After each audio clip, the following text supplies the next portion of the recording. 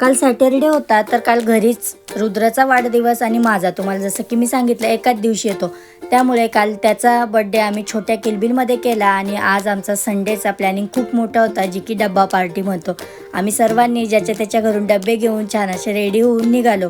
आता आम्ही कुठे चाललो, तर आज आम्ही चाललो बीचवरती. एका गाडीमध्ये सर्व लेडीज आणि ही जी गाडी दिसते यामध्ये सर्व जेंट्स मंडळी होती. त्यानंतर आम्ही थोड्या वेळात बीचवर पोहोचलो आणि इथे वातावरण इतकं छान, पाणी तर खूप भरती आलेली होती.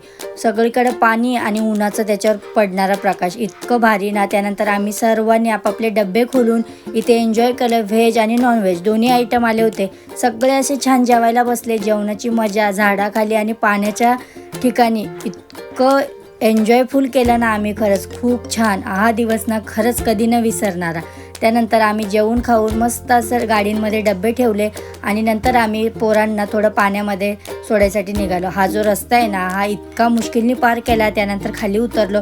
पोरांनी येताच इथे बघा कसं छानपैकी बीचवरती मजा करायला सुरुवात केली. काट्याला सगळे भिजत होते, पण आम्ही त्यांची मजा बघत इथे उन्हात बसलो. त्यानंतर छोट्यांची बघून मोठ्यांनाही खूप हौस आणि लहान मुलांना बघून कॉटन कँडीवाला तर तुम्हाला माहितीच आहे. त्यानंतर बीचवर आलो आणि हे चाळे केले नाही, असं तर होणारच नाही. आम्हाला भिजायचं नव्हतं, पण आम्ही पाय का होईना तिथे जाऊन थोडेसे भिजवले. इतकं काही ऊन होतं ना, या उन्हाचा चटक्याने असं तर वाटत होतं बीचवरतून घरी जाऊन ना आजारी पडो. त्यानंतर बीचवरती सगळ्यात फेमस म्हणजे छान असा गोळा, पण मला तर आवडत नाही. मी गरमागरम मंचुरियन एन्जॉय केले आणि घरी निघालो. बाय.